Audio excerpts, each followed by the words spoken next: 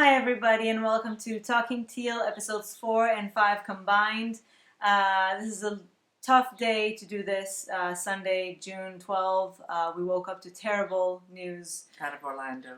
Yeah, and of course, there's always the feeling of how can we do anything that's supposed to be remotely enjoyable when something like that happens. But as we always say, we can't let the terrorists win. Life goes on. We have to keep living and keep trying to give each other joy and reasons to smile, because that's what they're trying to sabotage. So we are here for you to give everybody a good time and something pleasant to think about that we all love and celebrate and celebrate love and diversity and relationship women. And women.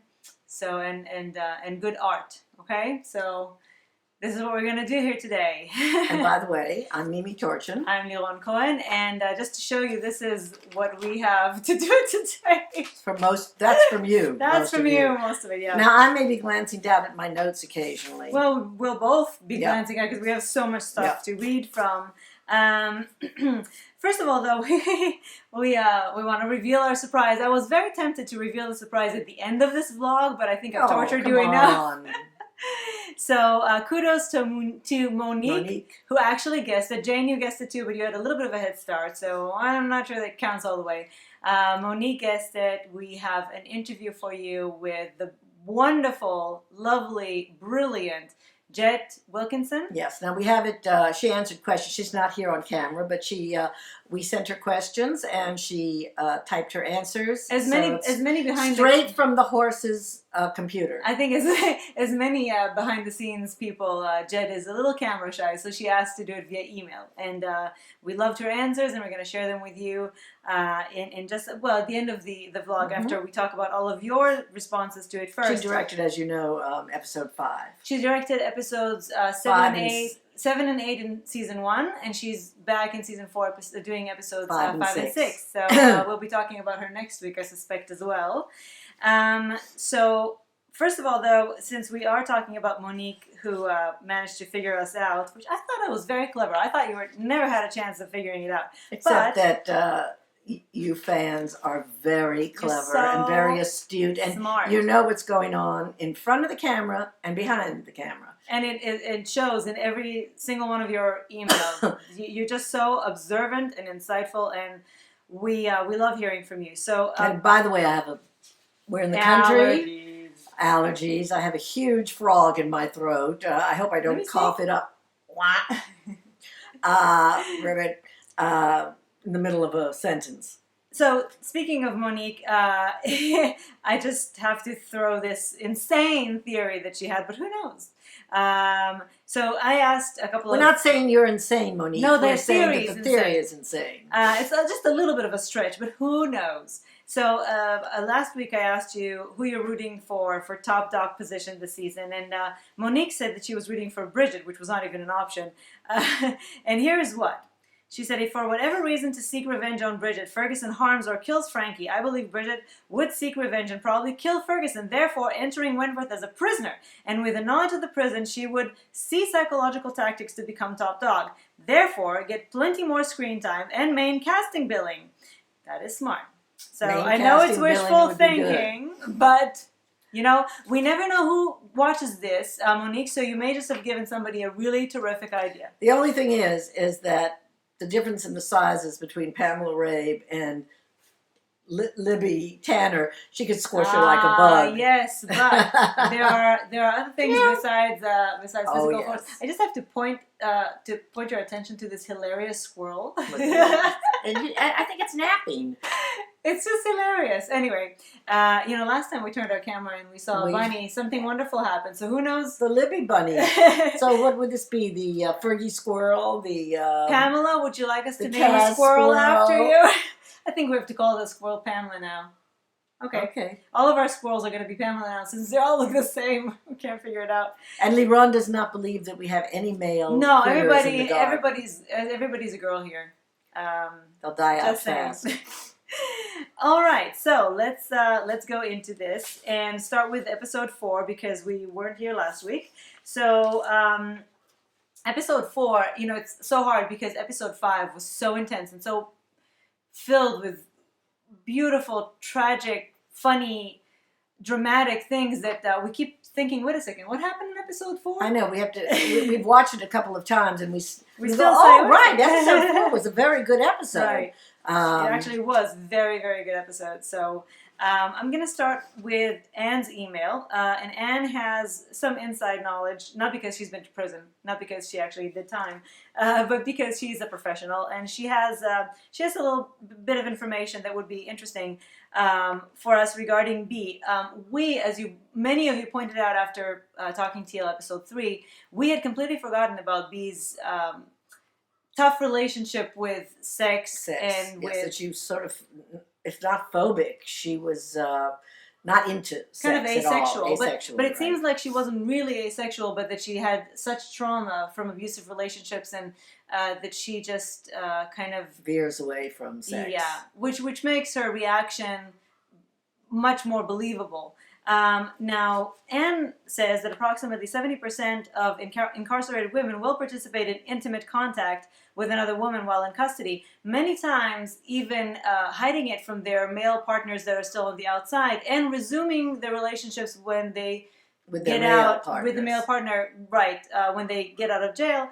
And in addition to sexual bonds, women form family roles for each other as a way to replicate what they have on the outside. It's a vital psychological coping tool. Women will play roles for each other, fathers, mothers, sisters, and we brothers. see that right in Wentworth. But she says it's unlike anything you would see in a men's prison, which I find to be very interesting. Absolutely. So I think that it's all about power in a men's prison. Right. As somebody else pointed out, they don't think that Allie being a woman has anything to do with it. Allie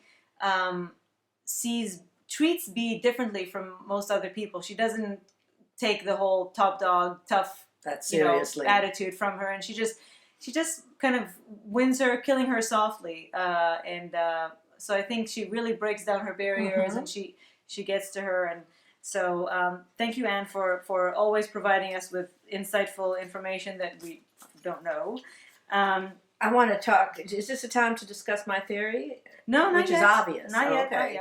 Not yet. Anne said, and many of you have said, that you think that Joan has somebody watching Frankie and Bridget. We were, like all of you, like, how can she smell Frankie?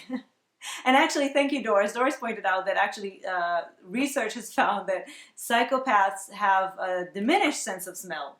So she doesn't actually smell Frankie. She just knows the right thing to say at the right time, and she's a master manipulator. Well, she was a master manipulator. And also, we do believe that she probably has somebody outside. Absolutely, we don't for 1 minute believe that the stalker was Frankie's father. Right. Now, I thought, and I still think, that the stalker is the guy she threw oil in his face. But still, I think that maybe Ferguson is maybe it's the same. has someone under, or maybe it's the same guy. Of course, maybe she was whatever it is. They're somehow or other reporting back to her. Yes, no, but it makes sense to me that Ferguson, being the clever chick that she is, would figure out who's the best person to approach to stalk Frankie for me. Let's approach somebody who actually has something against her. So that could be interesting. You think a face full of hot oil is something against her? You think we'll ever see his face, what she did to him? Yes, I think we will. Edith, this is all about episode 4, so we'll have more of your emails for episode 5. Edith said she loved Boomer's victory dance to her conjugal visit, and this is a good place to say, as many of you said, that it's so great how they changed Boomer from somebody we hated. She was Frankie's enforcer. She was mean and she loved it. And all of a sudden, she's comic relief. And she's comic relief, but she also was heartbreaking in that scene when Des left her. Yes, absolutely. They've softened her up, and they've made her a whole different character. Her character development has been almost a 180. Which is quite fascinating. Again, kudos to Katrina Milosevic for playing her brilliantly, and that she bases the character's behavior on her boyfriend. That makes you kind of wonder about her boyfriend. But, well... I think... I think he'd be an interesting kind of a guy. He'd be hilarious. But anyway, absolutely love Boomer. She's become one of our favorite characters. Yes, and her arc was quite subtle. And She again, went from being who she was to who she is in increments. right, which is why it's believable. She didn't just all of a sudden wake up one day and. So Alina, first email she's ever written to us. She's from the Ukraine. I love seeing so many countries. Wentworth reaches so many countries, and people from all over the world write to us. We love that. And she said that she strongly believes that B is the best top dog, female top dog that anybody could ask for, and I think we agree. Yeah, absolutely. As she says, she's there for life. She has no reason to worry about ruining a parole. She can just take control of things, and but at the same time, she's smart. She's anti-drugs. She really wants to take she has care the right of things. the girls. Even though she's seems to have lost a little something. Something's going on with B in these two. The whole. Well, the thing that's going on with her is that she is sitting there thinking, "What the hell have I done? That's it. I'm in here for life. And how did I come from trying to defend myself and my daughter from an abusive man to life imprisonment?" But we know how she did it, and she really knows how she did it. Well, yes, but she was under the rage of a mother who lost her child under. But she still is has weakened her position as top dog. It gets better. But in this first season, especially, she's let control slip a little bit out of her hands. But in this episode, that was what it was all about. Screw lover. Mm-hmm. She has to regain some of that respect from the women, and she does that by beating the hell out of poor Jackson, who you were kind of torn about it. Some of you thought that he fully went there knowing that she was going to beat him up. I don't think. No, absolutely not. I think that Jackson is such a good guy. Although you would think that he'd understand how prison works, that he thought he was doing a kindness to be. I think when she attacked him, it finally came to him that she was doing it in order to regain her top dog status. That she couldn't be seen as being protected by Jackson, and that she had to do it. But I think it came as a big surprise to him. I think he really thought he was doing her a solid. Which makes him so naive. I don't understand why he would Vera too. I mean, Vera also. I would think that between the two of them, they would figure out that they can't. She had to be slotted. Yes, that she couldn't for her own good, for her own safety, and her own good. And also, Vera is invested in B being top dog. She has a good relationship with her. They have a good give and take. You would think she would know how to protect B, and that's not by not punishing her for her actions. And Vera, for her actions, for protecting a screw. Yes. But Vera also knows that B is the best top dog she could wish for. That's exactly what I just said. Yeah. So Alina, though, had a very interesting, that we completely disagree with, I'm sorry, take on Joan. She said that she's not a psychopath, rather a product of a rotten, disruptive society where women are entitled to be victims. And then she said, would we call a man a psychopath if he was in Joan's shoes expressing all this violence? And absolutely. The answer is yes. Absolutely and totally. I know a lot of people who have gone through abuse, rape, violence as children, and they didn't turn out this way. And also, this lack of ability to feel empathy for others is something that is you either have or you don't have. And also, psychopaths are often very good actors. They have learned, and I'm sure, and her father taught her how to feign emotions. I don't know how many of you were fans of Dexter, but also Dexter's father taught him how to be human. Yeah.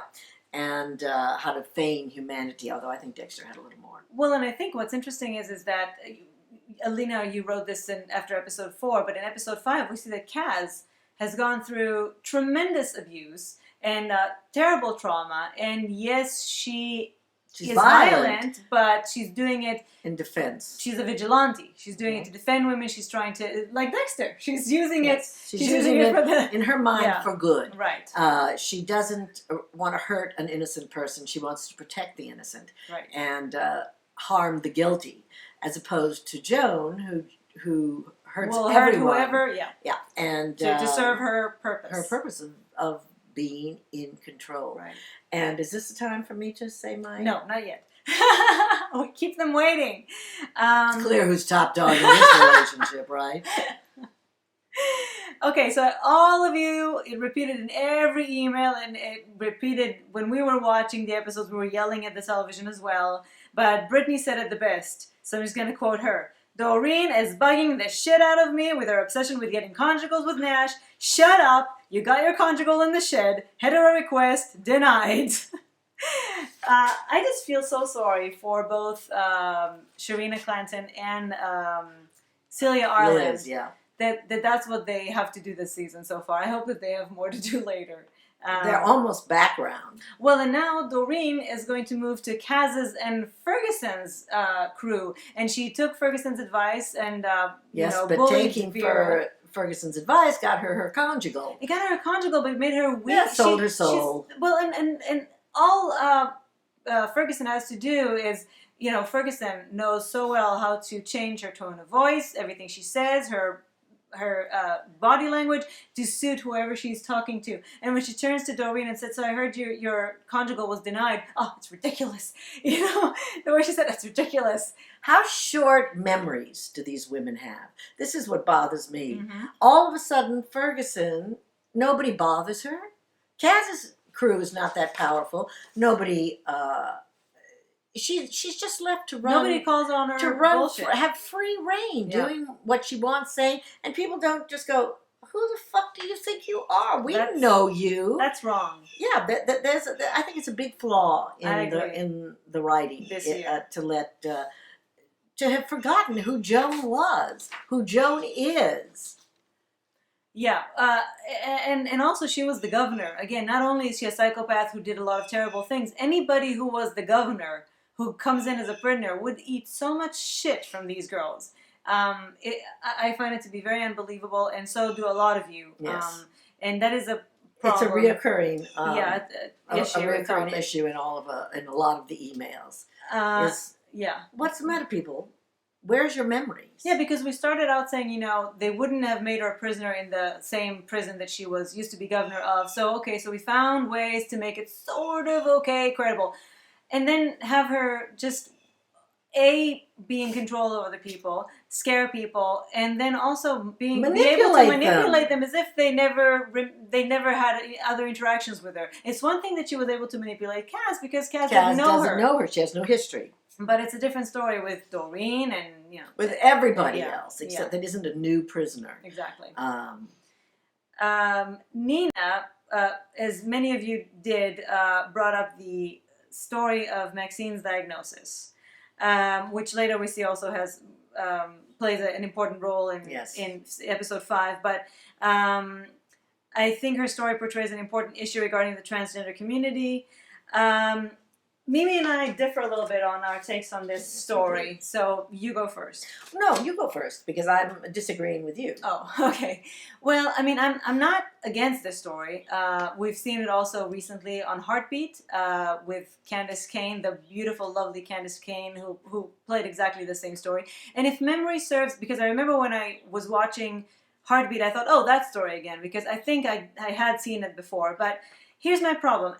This story is important because it is something that I'm sure, first of all, it's very important to show that men can get breast cancer. And I would actually be thrilled to see a man, a straight man, non-transgender, a cisgender man getting breast cancer without taking hormones, because that I think is... I have seen that. On television? Yes. Well, okay, I haven't. I don't think it happens too often. No, and it shouldn't, because statistically, yes, absolutely. But I haven't seen it, so thank you.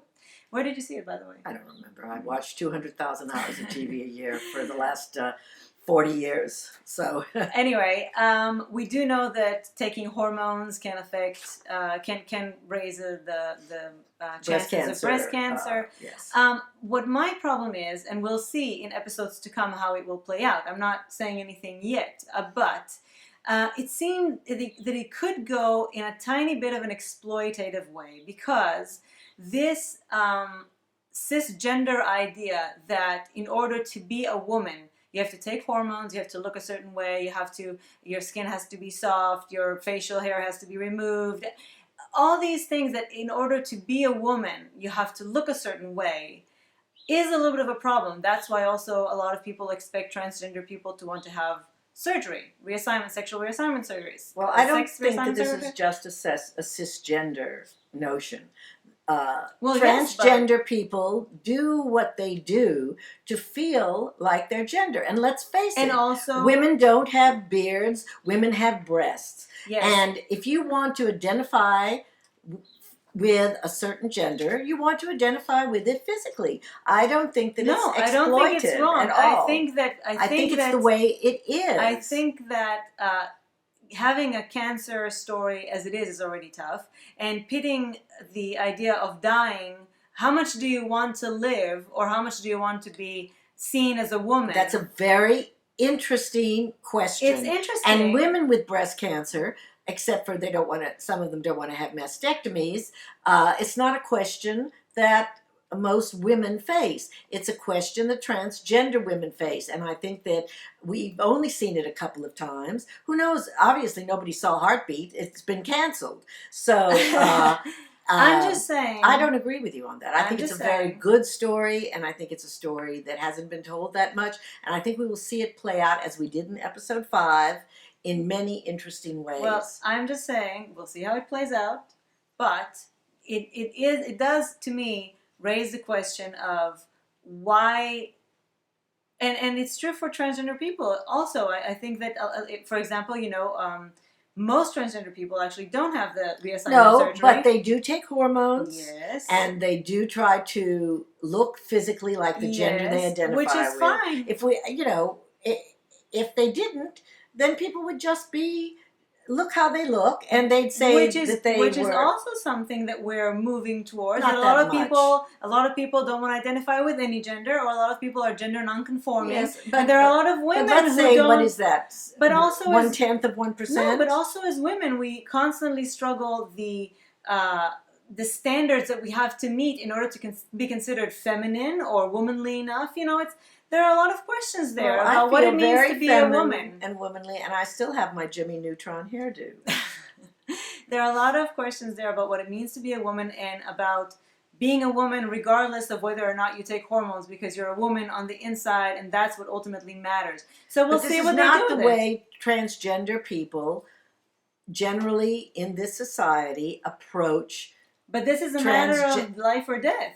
Well, it is, and isn't that an interesting story? Well, way more interesting than having one of the born female women get breast cancer. I think it's so much more interesting to see how a transgender person has to deal with this. I'm raising a concern. I'm not saying that it's not a good story. I'm not saying that I'm taking a stance against it. I'm just saying I hope that they play it well, and that it does raise a certain concern. And I'm just raising it. That's all. For your deliberation and I disagree. And consideration. Okay, moving on to Sarah's email, or should I say Sarah's essay? Sarah's novelette. I love your emails, Sarah. They're always very insightful. Fantastic. So Sarah said that Vera is doing her level best to do everything right. She is the first governor that I completely trust and believe in. And we were just talking about how Vera learned a lot from Ferguson. A lot from Ferguson. When Ferguson had her under her wing and was grooming her to be Little Bun, she learned a lot. And with her own heart and goodness, she also incorporated the tough lessons that she had to learn to be governor from Ferguson. It's quite interesting. And at the same time, I think that having Ferguson as an example of what she doesn't want to turn into is also important. However, this was episode 4. I think in episode 5, I was very disappointed with Vera for being so smitten by the new guard that she completely... really, she had her knickers in such a twist over him. Well, but we'll see where that goes. I fear it will not end well.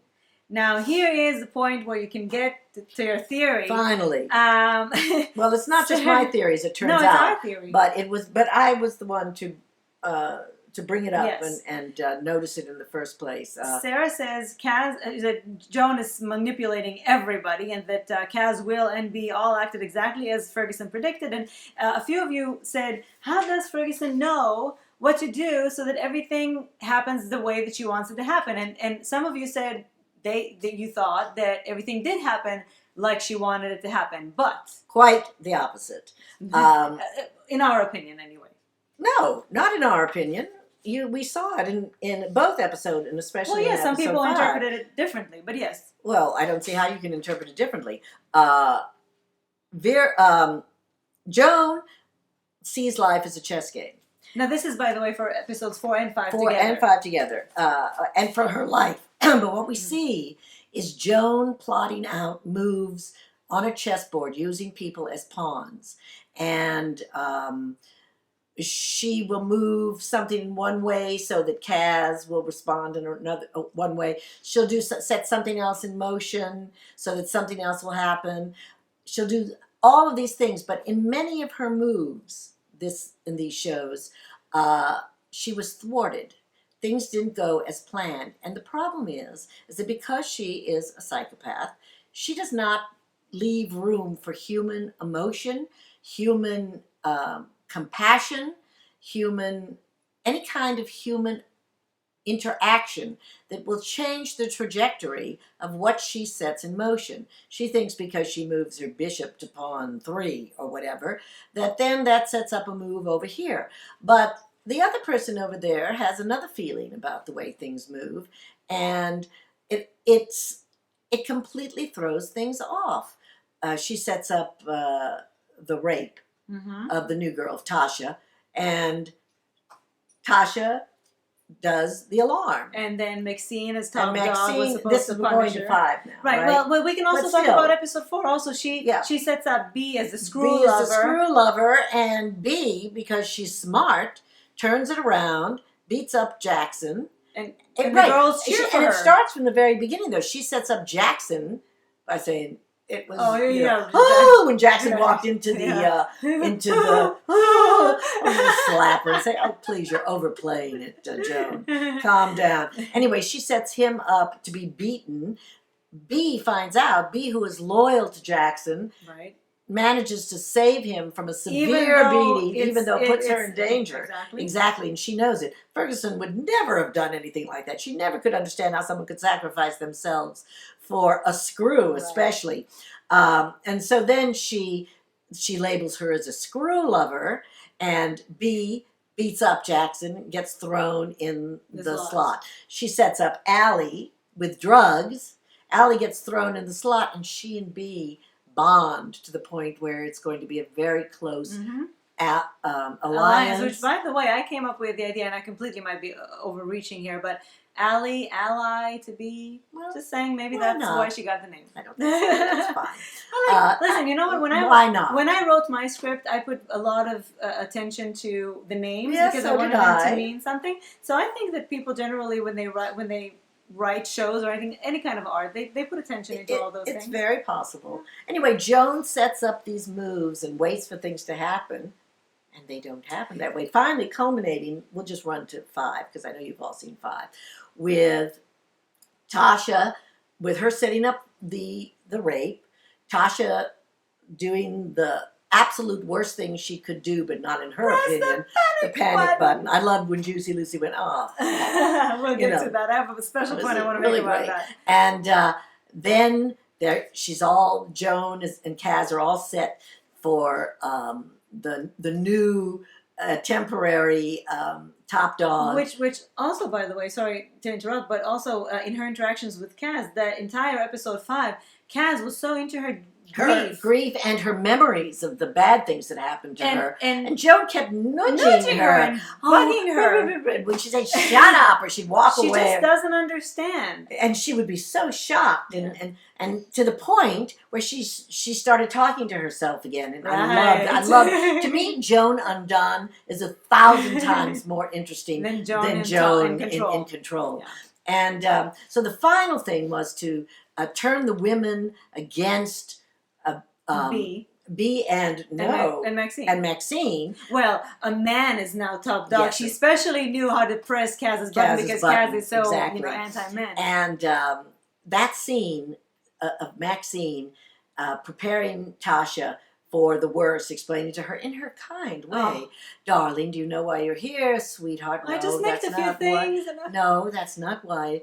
I didn't steal her stuff. Bring her to me." And Boomer, who was once would have gleefully but who was pushed once on her the forward. other side She of was that. on the other side She of that got her steam hands. press. Oh yeah. She sort of brought her forth, and when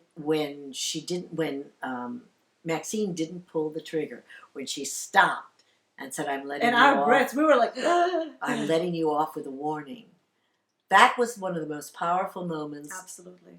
To me, one of the any best, season. One of the best scenes ever. Fabulous, brilliant, humane scenes, and completely ruined Joan's final plan to have people move to Kaz's side. And then we'll get to that in 5. But the tribute scene in the dining room was... Well, we'll get to that because we want to talk about it at length. Anyway, Joan plays chess. She plays a scientific game. She leaves no room for human emotions, and that is her undoing. And the thing is that as governor, she had in her disposal the tools of power. Absolutely. Men with vans and there was nothing she couldn't do. Right. So now that all she has is her manipulation, her wits, then all of a sudden we see a different side to how she works and how people react to her, and it's so we have a completely different take. And my wife said something very funny. My wife being Liron, she said something very funny when she said, I think that Joan might even be a better actress than Pamela Ray. Yeah, I think I said it in the last episode. That was very funny. It's very true. And again, the way that she... Excuse me if I repeat myself. My short-term memory doesn't work as well as my young wife's. The way that she changes the tone of voice and everything to fit the person that she talks to, and also as Sarah mentioned, and several of you mentioned it, and I have it in my notes, like, what the fuck? The ponytail twirling. The hair twirling. I am dying to know. I'm dying to know whose idea was it. Was it just something that Pamela all of a sudden decided to do? And I was like, what the fuck? It's so out of character. It's so hilarious. But at the same time, it's hilarious and sinister. It's kind of yes, everything she does is sinister. I love it. Even when she tries to be kind. First of all, she does the look always. Then it's... Well, and the angles that they shoot her from, especially in the yard, those angles, it's like, it's like she's this creature who just in a second evaluates everything, and you see the computer in her head going, whoo. It's brilliant. It's so brilliantly shot, I have to say. Now, here is where you had very different takes on this subject, Joan and Bridget. Some of you thought that some of the best scenes have been between Bridget and Ferguson. Several of you have mentioned how Joan gets to Bridget, and she's tiny bit every time she said something that it chips at Bridget's armor. Some of you have been kind of said that Bridget had a poker face. Some of you said, well, actually, no, it gets to her too much and she shows it. Some of you say that in her face she tries to stay composed, but in her body language shows otherwise. And some of you who share Bridget's profession or similar say that that's not professional, that it's not the way to handle somebody like Joan, to really show your weakness and show that she gets to you. And I think that she does show that she gets to her. She does. She even rolls her eyes sometimes. And even just the fact that she walks out. Walks away from her. That means she you got used me. to do that. Yeah, she used to be able to face her, but now that she's getting her on her personal things, I'd like to see Bridget show a little more backbone with her. She starts off that way, but Joan really knows where to twist the screw. And another thing that many of you mentioned, and we feel the same, is Bridget is very, very much utilized in this season. We pretty much these days see her only interact with Ferguson as Frankie's lover and as Frankie's girlfriend, right? So and I know Frankie's not there. We'll get to it. But as much as we love the interactions between Bridget and Ferguson, because really Pamela and Libby together, what more could we want? Why doesn't she counsel the women? We just had an episode with a bereavement therapy with Allie. There was nothing there. There was a little exchange. There was no... Last season we got to see where are the group sessions? Right. we got to learn so much about the girls from their sessions with Bridget, where they could finally kind of shed some of their defenses and be who they are, and we don't get to see that at all. She needs to be more active with the women. It serves a very important purpose both to them and exposition-wise for us. And it would give Libby a lot more to do, which we would like to see. Bridget is, as we have said many times, she is hope. Mm-hmm. She is the light that shines in this dark, dark room. That we need. And we need it. Yeah. We need it. We've had a little comic relief. And we'll get to that. We'll get to that. But it's just a very dark place. And Bridget brings hope. But also, personally, I would like to know more about Bridget. I think that her character is important enough and loved enough for us to get backstory, for us to get some of her life outs, and not just in relation to Frankie, but also her life. Her life. We know nothing about Bridget. Nothing. And we really want to see more Libby, more Bridget. And of course. Yes. What do we want? Bridget. When do we want it? Now. We're starting our own picket line. What does mine say? Bridget against all odds. Bring back Bridget. We're. My wife made these things. Isn't she adorable? My crafts teacher from first grade would be so proud. You know what? Where did we even get tongue depressors, for God's sakes? I know people who know people who know people who have tongue depressors. As Kelly asked, where did Frankie move to? Africa? I mean, where is Frankie? And I know this is the singular thing, besides Doreen being annoying, that repeated in every one of your emails. Where is Frankie? And we share your feelings. Now, there's another point also. Yes. Which has been echoed in many, many of your emails. Yes. Is that there are too many new characters. Right. There are too many new characters. Yeah, we don't have time to see our beloved characters. No. As Liron mentioned earlier, Liz and Doreen have been reduced to Liz being the nagging. Liz is the nurturer. Once in a while, Doreen is the nagging. Doreen is the pain in the ass, and that's all she does. Yeah. We see nothing of any characters other than the few core characters that are being concentrated on. Yeah. We see nothing again of Bridget. There's no Frigid. No. And there's very little going on. And now we have the new guard. We have Allie. Two new inmates. Another new inmate coming. Right. Who's an actress that I know is very popular. Right. Which I'm sure she'll have quite a lot to do. We have all of Kaz's crew. We love Allie, and and Kaz. Yes, absolutely. No, Kaz is totally has earned her place in the prison. We love her. She's a fascinating character. But we don't need all these new characters. Right. We have plenty of our own beloved characters who we don't see enough of. Or we need 2-hour episodes. Which we would be thrilled with. We need hour-and-a-half episodes. I think 2 hours is too much. But I think we need at least an extended hour and 15 minutes for every show. Yes. Or which perhaps we can do on a premium or perhaps we need more episodes a year. I don't know, but I think that they need to pull back a little bit. There isn't enough time for everything. There are too many characters. Yes, and many of you pointed out that there's a lot of chatter on social media calling Bally the new Frigid. No. Nobody's the new Frigid. There's plenty of room for Bally. Listen, this is the women's prison. Okay, there are plenty of lesbians to be had. Frigid is Frigid, Bally is Bally, and the twain shall not meet. Is that how it's going? Never the twain shall meet. Never the twain meet. Oh, they could meet. They could go on a double date together or something, but don't confuse one with the other. Nobody needs to replace anybody. I had a couple of little things that I just wrote down notes about which is when they had the beating. Yes. Why couldn't they get some DNA off the masks the women threw off and left behind? Interesting question. So that they would know who did it. I think they don't use modern technology very well. This is not taking place in the past, in the 70s when the original show took place. I had also that Vera is clever. She knew that something major had to happen to Ferguson in order for Kaz to take her under her wing so fast. And when was it that she did the strip search? Episode 4. That was a fascinating scene. Yes, just seeing what played on her face when she made Ferguson bend over. Kate Atkinson she at was her best. Absolutely magnificent in that scene. That was a chilling, stunning scene between the two of them, and Kate Atkinson really pulled it off just with her facial expressions. Speaking of Frankie, going back to Frankie, Sarah also mentioned very, very cleverly so that having Frankie in the prison gave B an ally of sorts. As she said, Maxine, though Maxine we see maybe is going a different way, but these are followers. Frankie was more of an ally, and also she knew the ropes. She'd been top dog, right. and once she wasn't top dog anymore, she could help B. And they had similar values and priorities, even though it didn't seem that way at the beginning. Although Frankie wasn't against drugs. No, not at all. But she was a smart top dog, and she wasn't.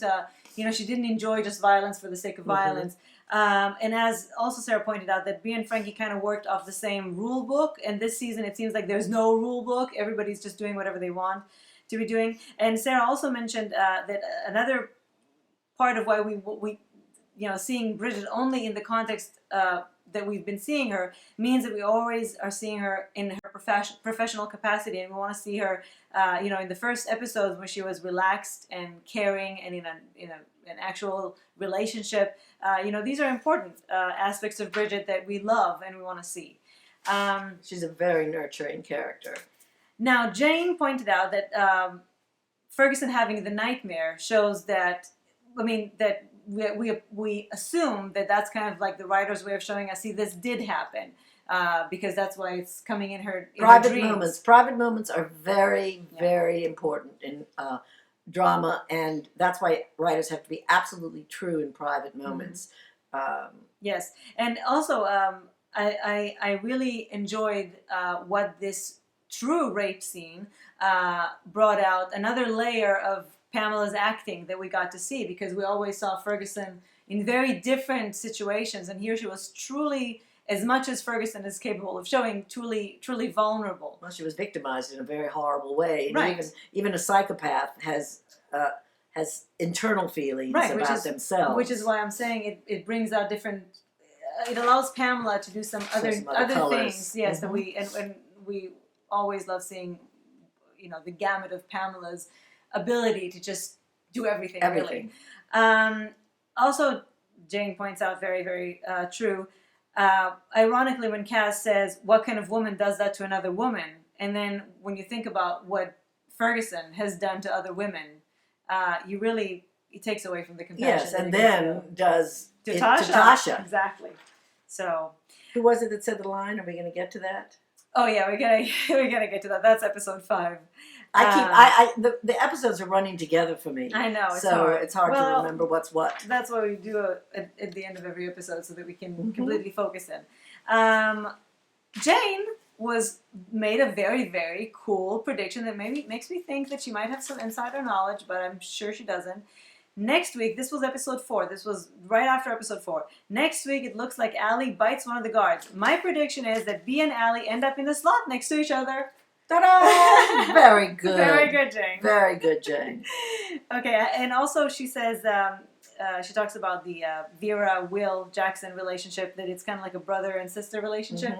And I think it's even more clear to see in a sharp contrast to her relationship, or the way she acts with the new guard that comes in. Because personally, I think, and I'm very, very much a lesbian, I even think that Jackson is hot.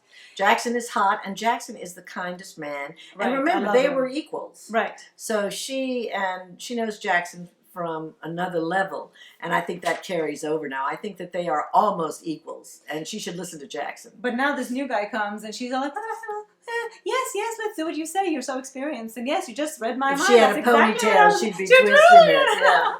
Just like Scarlett O'Hara. Oh, Lordy, what a good idea. I thought of that too. We keep talking about Boomer being the comic relief, but at the same time being heartbreaking with Des and stuff. And Boomer really, really wants a child. Now, some of you are tired of that storyline, but also, as Jane says, Boomer just really wants to be loved. But what would it, I don't think they're going to let Boomer get pregnant, and I don't think... It's exhausting to think of. It's just not a good idea altogether, not just because of prison, but also I don't think it's going to happen.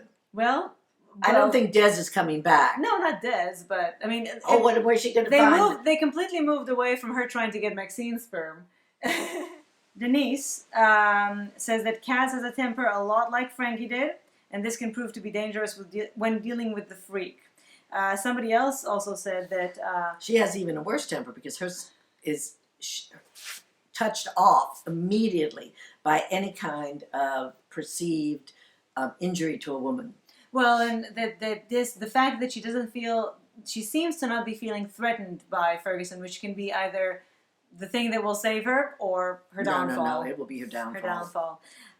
Ferguson can't be trusted by anybody. Eva said, I just hope that the freak doesn't feel that Allie helps B, because it would be the end for Allie. I hope that she doesn't do anything to harm Allie, because I'm really starting to like her. Well, if she tries, I have a feeling that B will protect her. Again, I'm hoping that this lack of knowledge of humanity is not something she'll learn as she goes along. You know, I don't know that she can, because but even artificial intelligence, I think, has even artificial intelligence. Emily said something. I'm going to quote her on. She hates the smile that Ferguson does, which is like really terrifying kind of smile, and she calls it psycho smile. Mm-hmm. So that might be something I'm going to start using for Ferguson, her psycho smile. Okay, we're going to move to episode 5 now, but as you can see, it's kind of all together and also there was a lot that happened in episode 5 that shed light on things that happened in episode 4. Right. So questions we had in episode 4 were answered in episode 5. Exactly. Now, episode 5 was one of our favorite episodes in the whole series, and I think in great part because we had things that we didn't have for a long time, that we hadn't had for a long time, like flashbacks, exposition, comic relief, some prison life, some other characters that we've missed, like, just seeing them together. Maxine, Socrates Otto shined. Absolutely. Beautiful. It was so beautiful. And it was a very emotional. B and Allie. For the first time in a long time, we saw B just relaxing and being a person, just having some joy in her life, even if it was just momentarily. It was the most beautiful scene. I loved that scene between the two of them. It was so beautifully acted, and it was a wonderful scene. The story about the snail. Oh, the snail house. Oh now, my God. I'm going to do something I've never done before in real life, on camera, ever, okay? I'm going to rap. And are we... Okay. You have a treat in store for you. Or not. Now, are we going to say who this is? Of course. Okay. Tina, #1 Frankie fan on social media. Follow her. She's great. Sent us a rap that she wrote, and I'm going to rap it out. She's giving us an exclusive, and I loved it so much that I'm actually going to possibly humiliate myself or embarrass myself. A little embarrassment, but mostly you will shine. Thank you for the vote of confidence. All right, you ready? I'm ready, baby. I wish I could beatbox. Now that would be embarrassing. Yeah, it's already embarrassing. No. From my point, not you. Yo, DJ B raps today for you. Some think I'm in love. That's just simply not true. Yes, it is. Why the heck am I lying? Frankie's out of jail. I don't even feel like crying. This chick showed up. Sup, my name's Allie. Fans around the world ship and call us Bally. She's so cute, not sure what's her mission, but I'm starting to like our starting competition. Crap, I said, forgot to give her flowers. Can't wait for the day when I kiss her in the showers. Ooh. Woo! Come on, baby, high five. Thank you, Tina. Yeah, you are cool, baby. And look at my wife. Didn't she do you justice? I'm sorry in advance. I hope I did do your justice. But anyway, I'm going to post this on Instagram and Twitter and everything later. Her real one. Yeah, she has this little meme that she sent me that she very generously is letting us post it. And, of course, give her full credit. So, again, #1 Frankie fan on all social media. Go and follow her. She's fabulous. And I hope that you keep writing to us, Tina. And send us as many raps as you like. Maybe even God. I'll try one. Episode Grandma 5. Rap. Oh, God, I love this episode. So, first of all of you are finally starting to really appreciate Kaz. And Tammy McIntosh, what a performance. Out of this world. Out of this world. Fantastic. We got so much insight into her character. I mean, most of us assumed that there was an abuse in the background. But this story is... I mean, if you shoot a horse, you must know. To me, that, that's the worst thing you could possibly do. But I know it's not the worst thing. I mean, really, the from her dad and her mom, because her dad may have done the deed, but her mother mom just blamed her, and it was terrible, horrific. I loved the scene with her and her mother. That was really a very good scene. Well, I have a good screenshot of Kaz's face. Again, so much when her mother talks to her about her dad. Tammy McIntosh's facial expression and the way that it changes, that's ever so slightly from 1 second to the next. You feel that inner loathing of hers. The loathing, but at the same time, the everything rushing up to the surface and just filling her up with every possible emotion. It was just so heartbreaking. And again, I think the Logies next year are going to have to be just them competing against each other, because who else can fit that category? Really? Stellar performances from everybody, really, all around. By the way, when we were mentioning Celia Arland and how little she gets to do, and she just won the Logie. And then she's, That always happens with the Oscars. You win an Oscar and then no one sees you for 5 years. Yeah. Denise gave us a little insight because she heard or seen or read, whatever, that the new Screw, Jake Stewart, in the original prison, his character, that the original name was Jock Stewart, was very sinister, that he was a crazed, blackmailing rapist. So I think that this guy is going to be trouble. Yeah, he's way too smooth, and I don't think he's way too ingratiated. I think he's sort of like Joan. He's playing all things to all people. Exactly. And look, you already got Vera doing what he wants. He's only had experience with men's prisons. He's very cocky. He's very arrogant. Though one of my favorite lines of the episode was his. That Linda's a hoot. And I love Vera going, oh yeah, yeah. Did I not say? Oh no, this episode. Sorry, another one of my. There are so many favorite lines.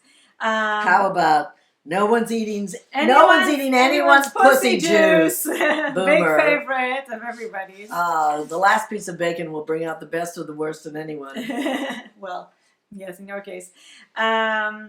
And Emily again, raises the issue. Why does Joan get to walk around, speak to everybody, do whatever she wants, and nobody? Again, it goes on into episode 5. But in episode 5, we really see how every turn she makes, she gets blocked. She hits a brick wall. Yeah, which I don't. Again, and she's starting to wonder what's happening, because this hasn't ever happened to her before. Right. I mean, it has. It has to the point that she was locked up and thrown into a loony bin, but she always thinks she has the upper hand. She always thinks, and in general, she does. Right. She thinks she can outsmart everybody and anybody, and now we're starting to see how really the relationships between the women, as strenuous, as tough as they might be, that there's also between women, there's also a lot of compassion and a lot of sisterhood, and these are things that are going to undermine Joan and her plans. Nina said something that I disagree with. Again. Right. Nene, we're so sorry. She said regarding Kaz that she still loved her dad before the assault, and she clings to that memory. I completely disagree, Nene. What I saw is that Kaz is feeling guilt and loathing of herself about the fact that despite it all, she loved her dad, and she still feels that love, and she feels perverse for it. And she asked Ferguson, "Am I perverse for loving him anyway?" And I think that in many ways, that is almost worse than what she had to go through, because that was something that was done to her. But for her to feel like she still loved him, that something is wrong with her. But her father, didn't somebody, Lori will talk about this. Right. Lori gave us a very important insight from personal experience, which we really, really, really appreciate, Lori. Yes, Lori. Thank you so much for being so open and really very, very meaningful, brilliant insights. Yes. By the way, I just found the line when she says, when he says that Linda's a hoot, she went, yes, she's fun. That was very, very cute.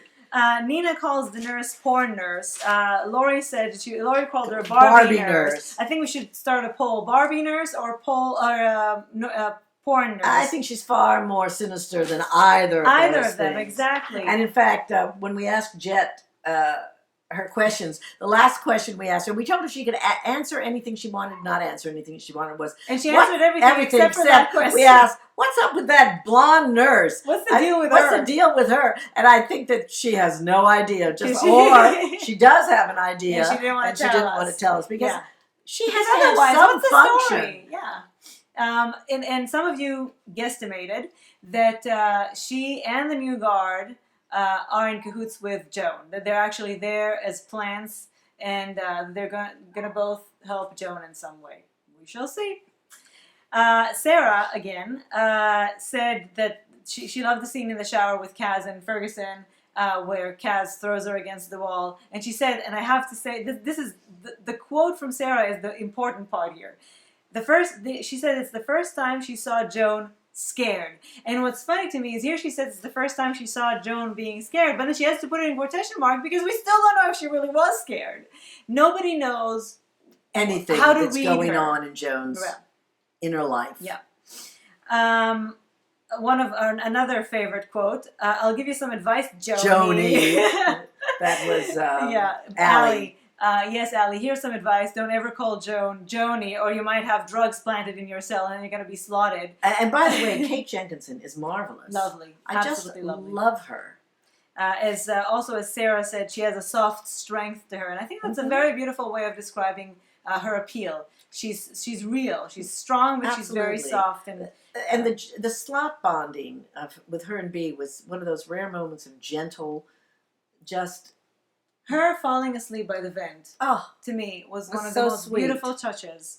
They're like treats. They're like a candy kiss, these moments. We get them so seldom. You know, in episode 4, there was also another quote that I love from Allie about Joan. She's 50 and she can barely move. We can handle her. Yeah, right. Yeah. I think she's already learned her lesson after that. I don't think she thinks that anymore. I'm almost 70. You still can't handle me. I can handle you. I can. We'll see. You don't want to be able to handle me. Well, I kind of do. Anyway, Sarah says Doreen and the crew giving Tasha the lowdown about prison life feels like old times again. You know what? This is why this episode was so fulfilling. Yes, because, you know, it's been so intense. It's been so dangerous. It's been so crazy, and we want those moments in prison where it's just people leading kind of a normal prison life, and with a little humor, with a little kindness. Don't touch my stuff. Yeah, don't touch anyone's stuff. Stay away from my stuff. And don't press that button. And when they brought her into the laundry, and Boomer said something, and she said, "Well, I didn't touch your stuff." Yeah, I know. Like, that's the worst thing she could do. I think that's more than don't ever push the panic button. Was don't touch Boomer's stuff.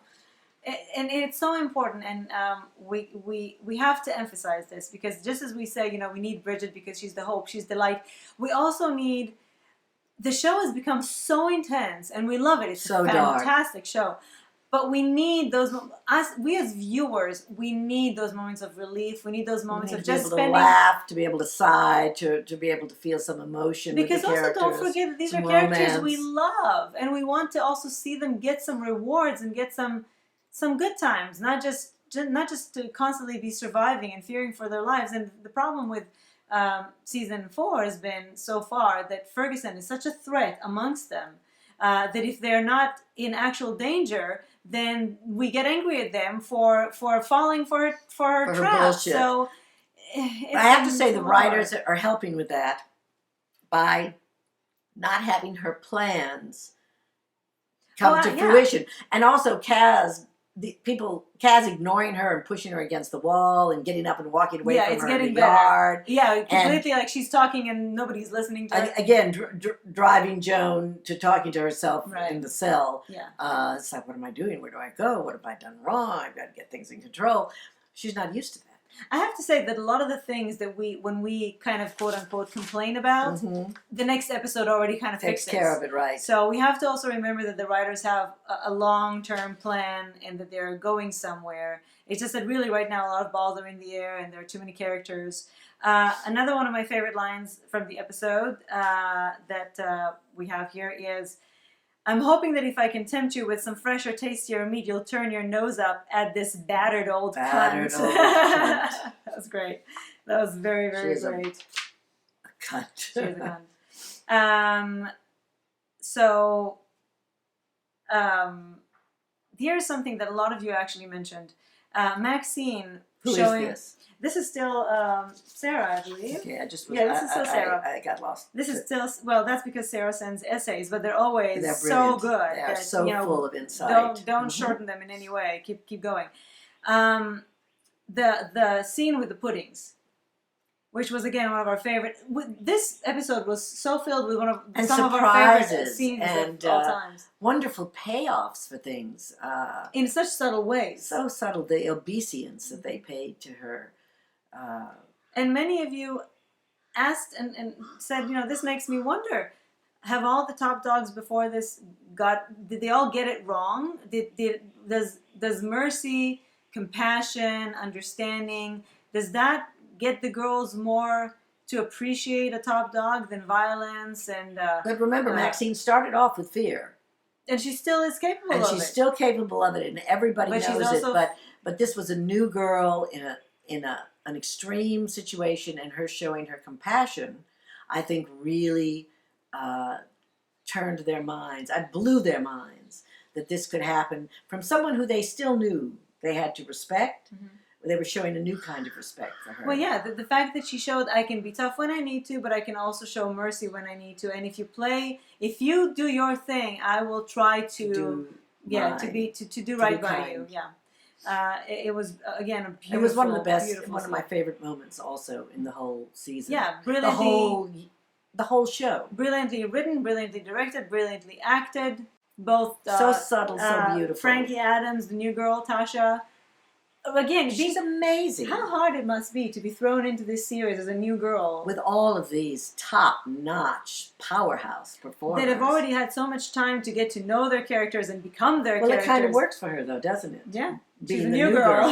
Exactly. Now, going back to Frankie, Sarah said that she keeps trying to figure out ways that the Frankie story can tie to the Wentworth, the prison stories, and she can't find them, and she's worried that means that they're not going to have Frankie on. But you know what? From the little bit that I saw of the original Prisoner, Prisoner did follow the women after they left prison in the halfway houses, trying to incorporate back into society. And I think that a prison show... It's a very important part of prison life, is what happens after prison life and how difficult it is. And we already saw how prison life doesn't prepare them, although... Frankie did have did go through it, and also Vera is now trying to incorporate things, rehabilitation. Right. But they're not prepared, especially if they've been in for more than a year or two. And we already got a little bit of Frankie saying prison made everything clear, and I'm so scared. I don't know if I can make it on the outside. Right. So we saw a little bit of a taste of that, and it would have been really interesting to follow her story outside and how she tries to get back in society. And I think it would be very wise of them.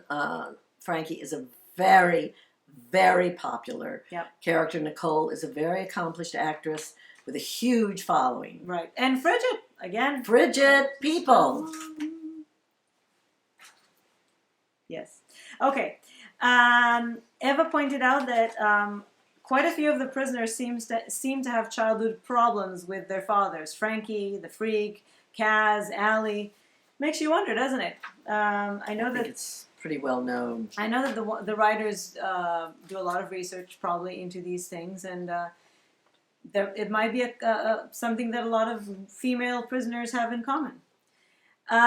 It's one of the things I have here that I like about Allie also is she isn't broken. Right.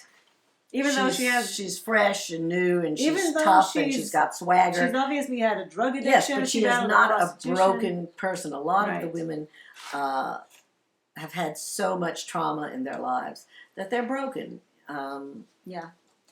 It's true. Allie is very refreshing. Mm-hmm. Now, Jane, again being our Aussie insider, said something gave me a little piece of information that I didn't realize because... And how would you? Well, because I watched the show. Okay, so here it is.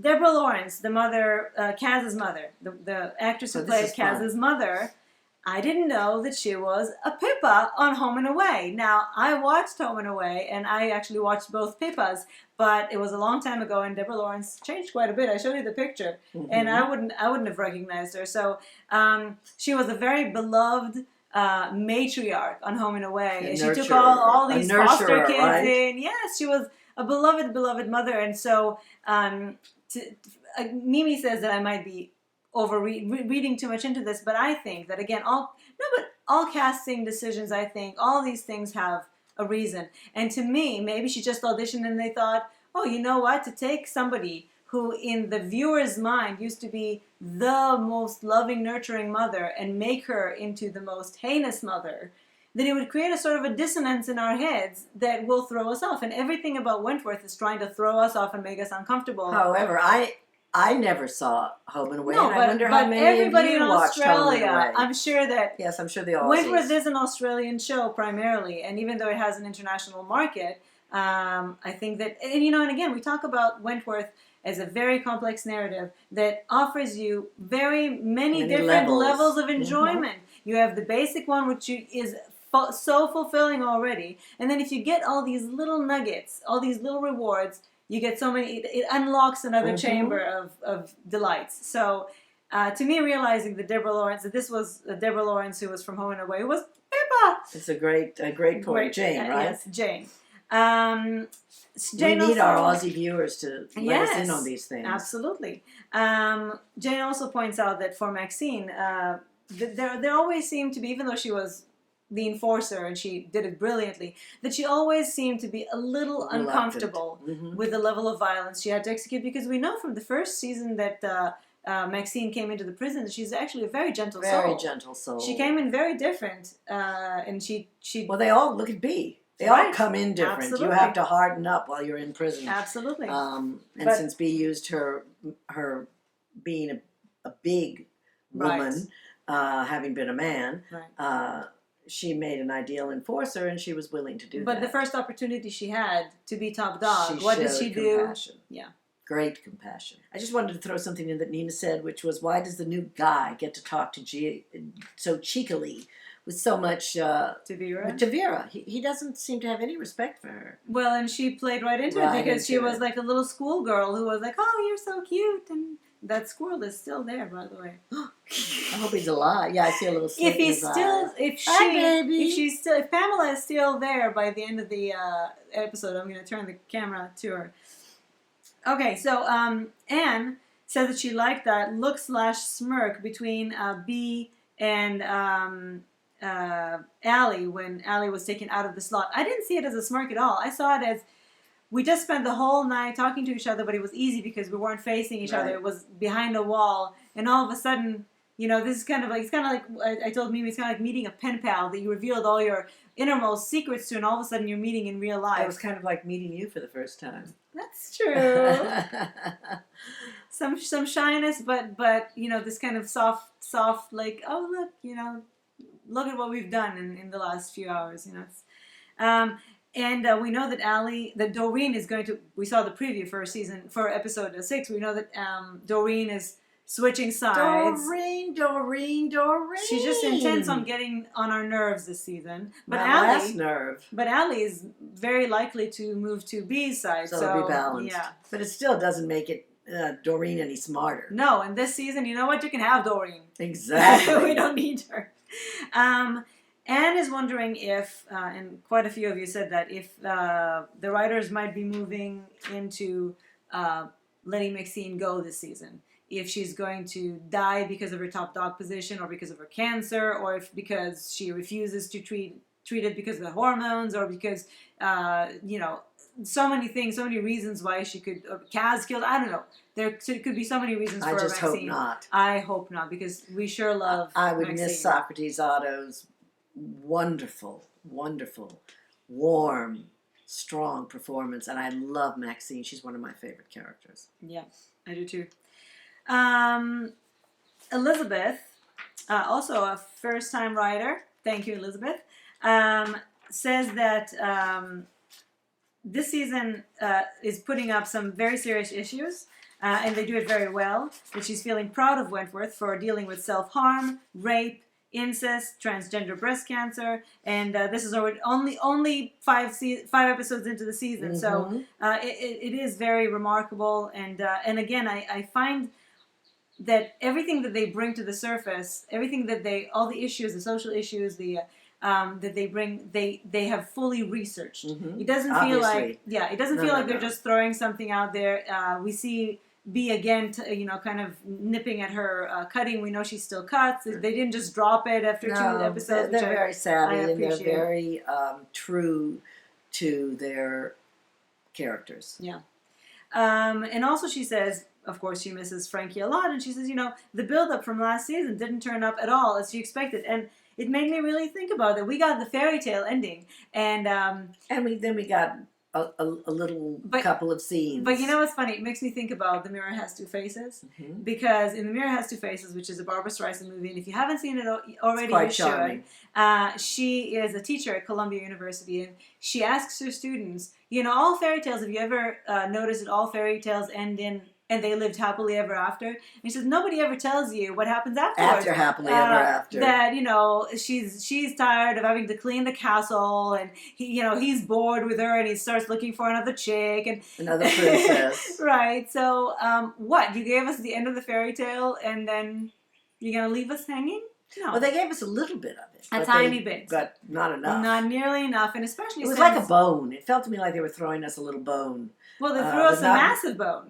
Afterwards. Yeah, but not... you mean the season... But not much meat on it, you know. So, my thinking is... We got through that bone very quickly. My thinking is, dear Wentworth writers, we absolutely worship you. Yes, you're brilliant. You are brilliant. And I know that you wrote this season and shot it early, at the end of last year. And so you must have seen since then how huge the Frigid fandom is. Huge. So I think now, moving forward into season 5, hopefully that season 5. Do you know that there is a season 5? There hasn't been any official notice, but if there is a season 5, if there is a season 5, and if there isn't, there will be drama. There will be serious. There will be blood. There will be blood.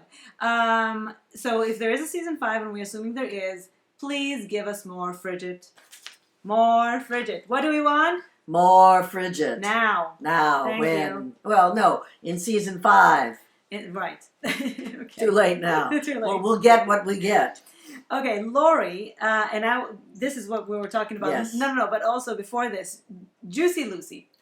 Sally Ann Upton. I cannot stress this enough. The woman is a sweetheart in real life. She plays the most darling woman. She plays the most loathsome person, but then she turns around and make me laugh. I mean, that bit. She goes and she almost rapes Tasha, and you're all like, ew, disgusting. And then Tasha presses the stress button, and you're like, oh, wow. Yeah. And I can't help but laughing. Well, you're supposed to. I know. It's funny. It's so brilliant. Who thinks about doing that way? Love it. That's why this show has the followers it has. And then she goes into this law, and she's like, oh, but B, come on, I didn't do anything. And she's all like, love, love, love, Juicy Lucy, Sally Ann Upton, love you.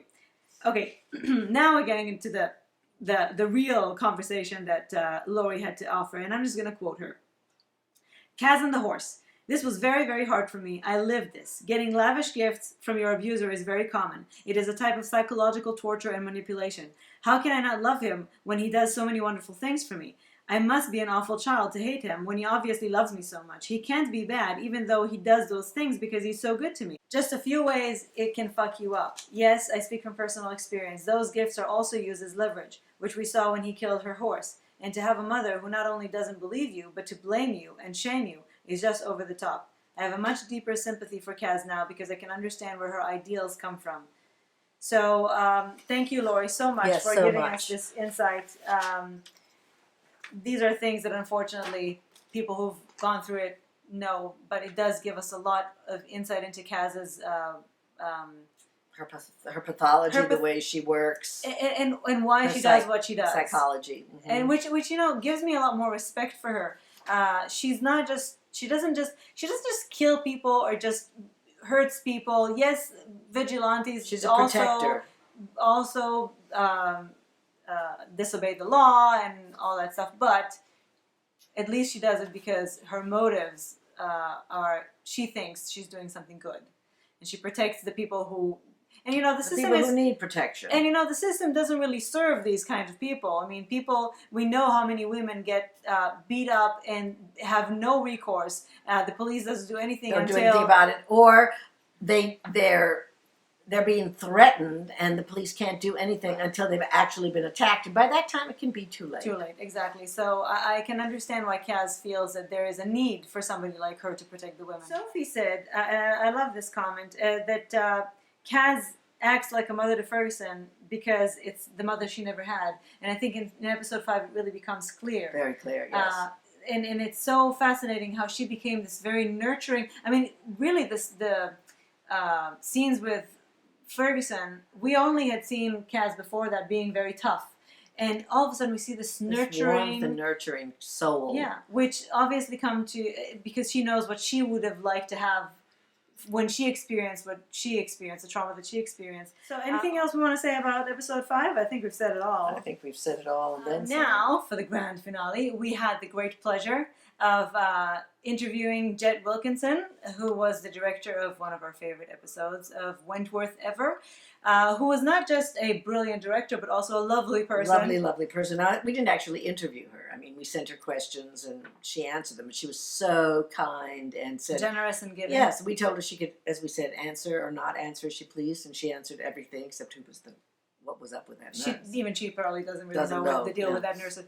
But anyway, she a little background on her. She directed episodes 7 and 8 in season 1, as we said, and she's directing episode 5 and 6 in this season. She's also directed episodes of a lot of our favorite shows, including Madam Secretary, Nashville, which is coming back. Thank you. Home and Away, and All Saints. Now, we should have asked her if she'd directed Libby. Right. All of you can just go on and see what episodes she did in but this. Still, it would have been fun to have asked her about it. Well, when we talk to Libby, we'll ask her about Jet. She's also a hot shot. She has some of her upcoming projects include episodes on shows, some of her favorite shows. First of all, the new American CBS Gothic, which we haven't seen yet, but I think it's going to be good. And Bull on CBS, Code Black, my favorite, How to Get Away with Murder, Iron Fist on Netflix, and more Madam Secretary. So look for her name in the credits of some of your favorite shows because she is getting around, and how fabulous it is because she's a woman. She's brilliant. She's a woman, and there aren't that many women. Although we do see more and more of them. We're getting there. We make it a point to look to see who directed episodes of everything. Yeah. And more and more we're seeing women's names. Now, because this is all written, we're going to have to do some role play. And I was gonna try to do it in an Australian accent, but I'm not all that. Sure of my Australian accent yet. I have to work on it a little bit more, or watch a couple of episodes of right before we Wentworth, and then try it. Okay. Yeah, but I'm just going to do it on my own. So I'm going to be the interviewer, and Mimi's going to be Jet. Okay. All right. Let me put on my jet. Jet plane. Okay. Question number 1. All the actors on the show are amazingly talented, but Pamela Rabe stands out in the pack. What's it like to direct such an accomplished actress? Does she need much direction? What is the process, the give and take? Pamela is such an amazing actress. I watched season 2 and 3 as a devoted fan also, and was in awe of her work. When I joined season 4, I was so excited to meet Pamela. However, I was also very nervous, starstruck, tongue-tied. Pamela is a true professional, so smart in her instincts, and her instincts are impeccable. The sign of a great actor or actress is that they elevate and add layers to a character and a script, and Pamela certainly does that in every scene. But you know what? She's also really fun and quite cheeky on set.